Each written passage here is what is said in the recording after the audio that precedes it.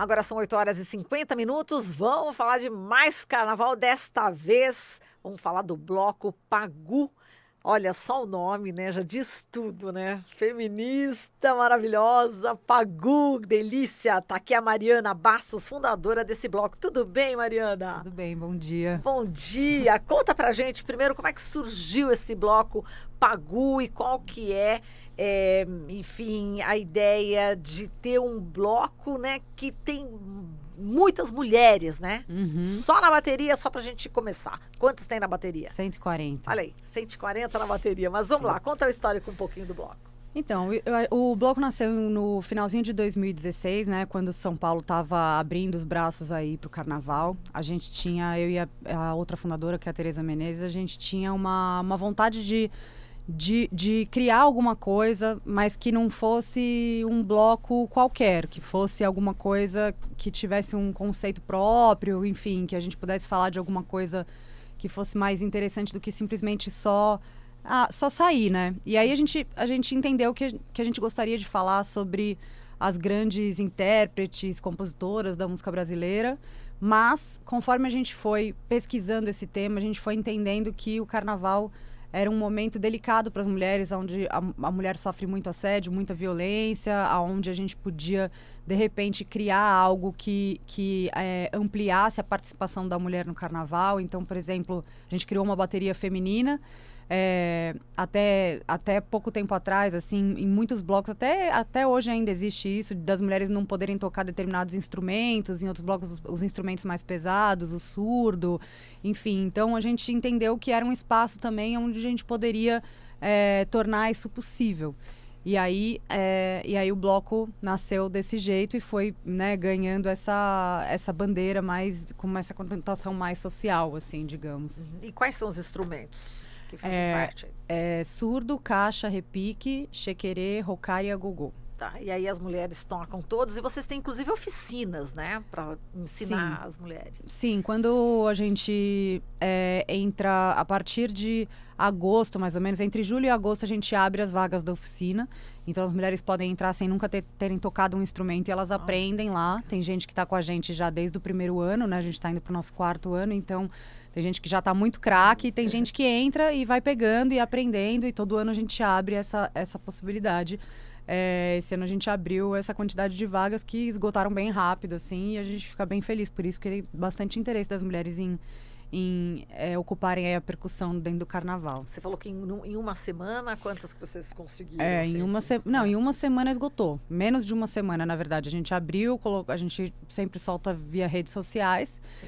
E então já tem um pessoal que tá dos outros anos que quer continuar, né? Então, esse pessoal ocupa, sei lá, 60% das vagas, mais ou menos, e aí depois 40% são de pessoas novas que ainda não tocaram, e é muito legal porque a gente vai, né, você vai percebendo que vai se formando uma teia, uma rede de pessoas que começam a se conhecer, que começam a participar da vida uma das outras e tal. Então, essa coisa do bloco, de ter uma bateria, de ter esse tema, né, das mulheres e tudo mais, você percebe que ele vai muito além da fronteira do desfile, sabe? Ele realmente ele transforma a vida de várias pessoas que estão ali. É muito legal de ver. Olha que bacana. E esse ano vocês saem às ruas num grande mar vermelho, é isso? Sim. Qual que é a simbologia aí? Fala aí. A gente nunca tinha feito algo com tema, né? Mas esse ano a gente resolveu pensar em alguma coisa, assim, e a gente entendeu que não, como que a gente vai pra rua? Porque a gente tem todo um conceito visual, né? Vamos trabalhar, como a gente vai trabalhar o carro, como a gente vai trabalhar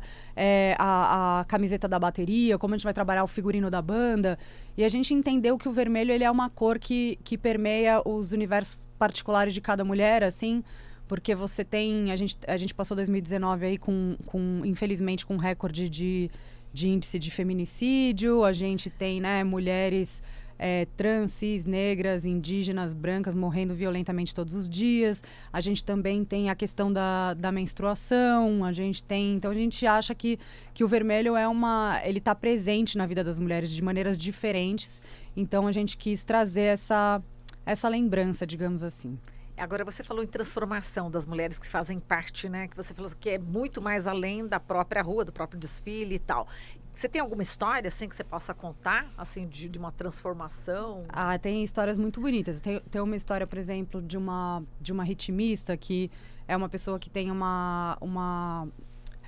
alguma doença que tem uma coisa de perda de movimentos, por exemplo, então ela não queria perder os movimentos, então ela entrou no bloco e ela começou a tocar e essa doença meio que começou a regredir. Uau! A gente tem lindo. pessoas que passaram por violência doméstica, que estavam se sentindo muito sozinhas, sem saber o que fazer, e aí entram no bloco e encontram toda uma força, um As mulheres apoio, dão aquela... acolhimento, aquela exatamente. A gente tem pessoas que a gente busca, enfim, para criar protagonismo artístico, por exemplo. Então a gente, né, faz uma pesquisa de talentos periféricos. A gente busca proporcionar às pessoas, no geral, elas falam que o bloco transforma a vida delas sempre que elas entram, e cada uma tem uma história diferente para contar. Tem gente que começa toda uma história de amizade ali, nova, uma turma nova. Então são várias histórias muito bonitas. Normalmente, no final de cada ano, no final dos desfiles, as pessoas falam sobre isso, né? Trazem depoimentos, assim,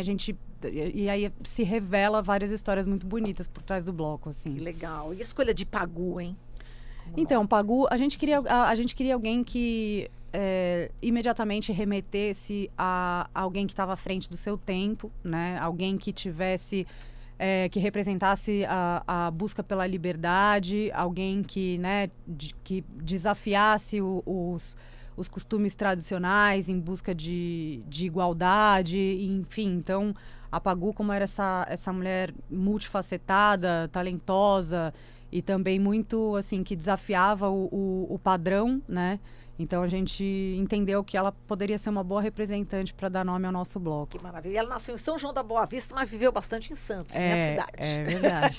É isso aí. E com esse convite, a gente vai fazer para vocês terça-feira, meio-dia, não é isso? Sim. Naquela emblemática esquina Ipiranga com a São João, vai estar lá o bloco Exatamente. Pagu, animando a festa do carnaval. E com Exato. isso a gente encerra o jornal de hoje super em cima. Mariana, muito obrigada. Imagina, obrigada e excelente a vocês pelo carnaval, convite. hein? Obrigada. Um beijo. Um beijo. Tchau, Falamos gente. aqui com a Até Mariana mais. Bastos, ela é fundadora do bloco Pagu.